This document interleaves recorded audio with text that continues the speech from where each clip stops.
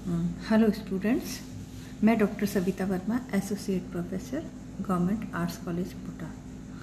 Students, आज हम पढ़ेंगे भारतीय चित्रकला के जाने माने चित्रकार रामकुमार। रामकुमार का जन्म 23 सितंबर 1924 में हुआ और मृत्यु 14 अप्रैल 2018 में। समकालीन भारतीय कला में रामकुमार का कला के इतिहास में एक महत्वपूर्ण स्थान है। मूर्त और अमूर्त दोनों पद्धतियों में कलाकार ने जो कृतियां रची वे एक तरफ तो कला को नया मुहावरा देती हैं तो दूसरी तरफ कला के समकालीन संदर्भों को नया अर्थ देती हैं। चाहे रंगों का प्रयोग हो, चाहे तुलिका घातों का चमत्कारिक आवेग हो या चित्रांश की व्यंजकता हो, रामकुमार की कला अपने सीधे अर्थों में समकालीन कला का महत्वपूर्ण अध्याय है, जिससे गुजरे बिना हम समकालीन भारतीय कला के पूरे परिदृश्य में से परिचित नहीं हो सकते। यह संयोग ही है कि रामकुमार चित्रकार के साथ साथ हिंदी के महत्वपूर्ण कथाकार भी हैं। उनको अनेक कहानियाँ हिंदी साहित्य की श्रेष्ठ कहानियों में शुमार होती हैं। रामकुमार का जन्म शिमला में 1924 में हुआ। उन्होंने दिल्ली विश्वविद्यालय से अर्थशास्त्र में एमए किया। लेखक के रूप में अपनी पहचान बनाने में लगे रामकुमार का रुझान चित्रकला में बचपन से ही था। इसके लिए उन्होंने कड़ा संघर्ष भी किया, अनेक बाधाएं भी पार की। उनके जीवन में तब एक नई उमंग आई जब 1950 से 1952 तक पेरिस में चित्रकला के अध्ययन का अवसर मिला। उन्होंने विख्यात कलाकारों आंद्रे लोहोत तथा फेर्नांड लेजे के अधीन चित्रकला की विधिवत शिक्षा प्राप्त की। इसके बाद 1970 में उन्हें JRD बर्ड फेलोशिप मिली, जिसके तहत उन्होंने अमेरिका की यात्रा की। एक कलाकार के रूप में इन वर्षों में रामकुमार ने लगातार संघर्ष किया, नए नए प्रयोग किए और कला के नए पाठों से परिचय प्राप्त किया। अपने स्वभाव से शांत चित्त और सौम्य रहने वाले रामकुमार को ऐसे अनेक अवसर पर गहरा दुख भी हुआ जब उनके कनिष्ठ लोगों को महत्व मिला, पर इससे बेखबर रहते हुए उन्होंने अपनी यात्रा जारी रखी। पूरी निष्ठा से काम चलता रहा और एक समय ऐसा भी आया जब वे कला के शीर्ष पर पहुंचे, कला जगत में एक उदाहरण बने और भारतीय कला में अपना एक अध्याय जोड़ने में सफलता प्राप्त की। रामकुमार के जीवन में 1960 तक का समय ऐसा रहा जब वे लेखन और कला सृजन के द्वैत में रहे। बाद में धीरे धीरे यह द्वैत समाप्त हुआ और दोनों ही स्तरों पर वे कार्य में लगे रहे थे। जहां पाकिस्तान से विस्थापित शरणार्थी भी बड़ी संख्या में रह रहे थे। विभाजन की इस मर्मांतक त्रासदी को उन्होंने महसूस किया तथा अपना पहला उपन्यास घर बने घर लिखा। अपनी कला में भी उन स्थितियों को दर्शाने की चेष्टा की। तब उनको कला आकृति मूलक ही होती थी। इस दौर की कला का जायजा लिया जाए तो स्पष्ट होगा कि रामकुमार की कहानियों और उपन्यासों के चरित्र उनकी कला में आते थे। अपने समय की मार झेलते चरित्र दुख, अवसाद और निराश में डूबते हुए दिखाई देते थे, जिनके सामने अब कोई सपना नहीं बचा था। परिवार में 2 बहनें, स्त्री, सपना, शहर और अलविदा अतीत जैसी आकृति मूलक कृतियों को विभाजन की त्रासदी से ही जोड़कर देखा जाता है। अपने उपन्यास, कहानियों एवं चित्रकृतियों में रामकुमार 20वीं सदी की उस भयावह त्रासदी से जूझ रहे थे जिसने लाखों जानें ली थी, लाखों घर उजाड़े, धर्म की चिंदियां बिखेरी। गौर से देखने पर इन कृतियों में एक गहरी कथा भी तैरती नजर आती है, जो कहीं गहरे उस भयानक अतीत में ले जाती है जहां सहादन, हसन मंटो और राजेंद्र सिंह बेदी सरी के कथाकारों की कहानियों से में मिलती है। इस दौर की कथा रचनाओं में रामकुमार इसी त्रासदी को रूपायित कर रहे थे। रामकुमार का अमूर्तता की ओर लौटना और भूदृश्य को चित्रित करना भी इसी घटना के कारण से हुआ, ऐसा नहीं है। शिमला जैसे पर्वतीय नगर में उनका जन्म हुआ। बचपन बहुत खूबसूरत वादियों में बीता।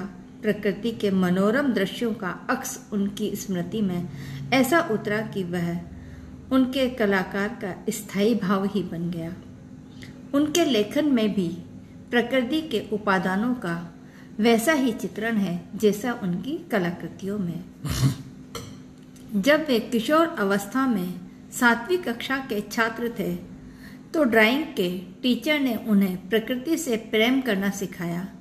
अपने साहित्यिक संस्कारों के कारण ही जब वह पेरिस में कला शिक्षा ले रहे थे, प्रसिद्ध फ्रांसीसी कवियों अरांगा तथा एलियार्ड के संपर्क में भी आए और उनसे कविता की सूक्ष्म बिंबात्मकता की प्रेरणा पाई। वस्तुतः रामकुमार के सृजन में साहित्य एक ऐसी भूमिका के रूप में रहा जो लेखन को तो आधार देता ही रहा, कला को भी अपने समय में से संवाद करने को प्रेरित करता रहा। आकृति मूलता में तो साहित्य एक आख्यान के रूप में अपनी जातीय संवेदना के साथ उपस्थित रहा, पर अमूर्तन में रचे भूदृश्यों में भी वह सांस्कृतिक विमर्श की पीठिका तैयार करता रहा। इस सूत्र के सहारे देखें तो रामकुमार की बनारस श्रृंखला की कृतियों में गहरी दार्शनिकता व साक्षरता है।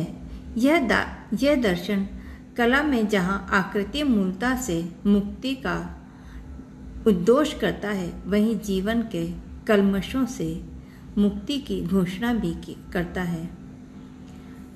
वह आगे चलकर ठोस वस्तु आर्किटेक्चर में बदल गई। रामकुमार के तीसरे चरण की कृतियों में भवन, मकबरे आदि के शिल्प सजगता से उभरे और लक्षित होते हैं, जो अमूर्तन में भी एक नए आस्वाद का सूचक हैं।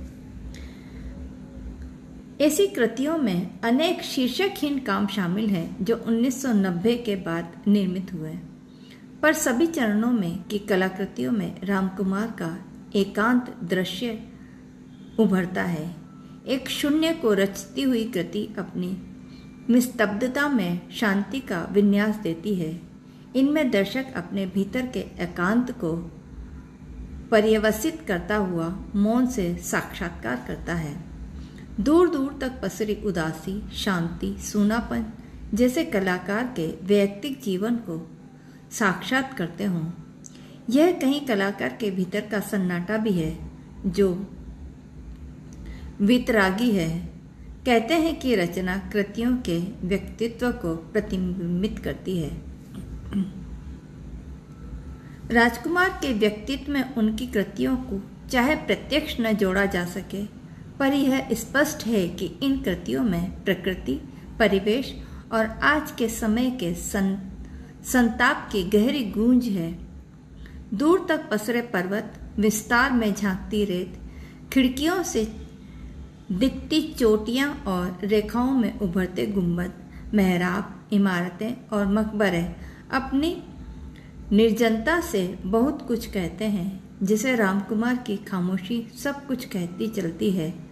इस कलाकार ने अपनी ही धुन में जिस तरह कला का सिद्धांत नहीं चलाया करते, उसी तरह रामकुमार के कलाकार को कला में आते जाते नारों की परवाह नहीं होती। वे अपनी ही मस्ती में बढ़े जाते हैं। जैसे कहानियों और उपन्यासों में अनेक चरित्र बढ़ते जाते हैं, सारी बाधाएं तोड़कर बढ़ते जाते हैं। मनुष्य के दुख दर्द को भी वे उसी परिधि में चित्रित करते रहे। शांत, सादा, धूसर और सहज रंगों में उनका कलाकार मनुष्य की वेदनाओं को रूपायित करता रहा। वे चाहते तो विद्रोह की ज्वाला अपनी कृतियों में भड़का सकते थे। दहकते रंगों के विकल्प उनके पास थे, पर वे चेतना को शांत कर मनुष्य की अनुभूति से साझा करने वाले कलाकार हैं। उन्हें यही भूमिका महत्वपूर्ण और काम में लगी। उनकी शुरुआती कृतियों में टूटा आदमी दिखाई देता है। वह बिखरा हुआ भी है। हर तरफ उससे नाउम्मीदी मिलती है, पर ऐसा नहीं कि वह हार गए। उनमें लड़ने और जीत पाने का जज्बा कायम है। वह औरों पर दया दिखाते हैं। उसमें जबरदस्त करुणा का आवेग है। ऐसा मनुष्य बेबस दिखाई देता है, पर उस बेबसी में भी वह जीत के प्रति आश्वस्त होता है। रामकुमार ने विभाजन से विस्थापित हुए लोगों को तकलीफों के साथ देश भर में व्याप्त गरीबों को भी लक्षित किया और उसमें इंसानी जज्बे की तासीर देखी। अपनी सोच में जनाकांक्षा की कला को निर्मित करते रामकुमार में वह कर दिखाया जो प्रगतिशीलता और प्रतिबद्धता का लबादा ओढ़े हुए कलाकारों ने नहीं किया। ऐसा करते हुए समकालीन कला का एक व्याकरण रच रहे थे। वे बता रहे थे कि कला अपनी जातीय स्वरूप में समाज सापेक्ष हुई हुआ करती है। इस पूरी प्रक्रिया में साहित्य उनका संबल बना रहे हैं, जो लगातार उन्हें अपने समय से मुठभेड़ करने को प्रेरित कर रहा है। जो लोग रामकुमार को केवल अमूर्तन में देखने के आदी हैं और उनकी सामाजिकता का परीक्षण नहीं करते, वे वस्तुतः अपने को ही ठगते हैं। रामकुमार की कला के साथ भी नाइंसाफी करते हैं। यह कला केवल कला के सिद्धांत, प्रतिमानों और रेखीय मानदंडों पर नहीं आंकी जा सकती। उनके अमूर्तन को भी अपना एक शस्त्र है जो सामाजिक परिवर्तनों में घटित होता है। यह निष्पत्ति जो कला भावक नहीं जान पाता, उसे रामकुमार की कला को समझना आसान नहीं होगा। कुछ आलोचक उनको 1953 से 59 to 60 तक की कृतियों में व्यक्ति के अकेलेपन की खोज को लक्षित करते हैं। एक सीमा तक उचित ही जान पड़ता है, क्योंकि इस दौर की कृतियों की आकृतियां कुछ खोजती सी जान पड़ती हैं। लगता है जैसे वह अपने में सिमट गई हों। कुछ है जो खाली हो गया है और वह उसे आगे बढ़ने से रोक रहा है।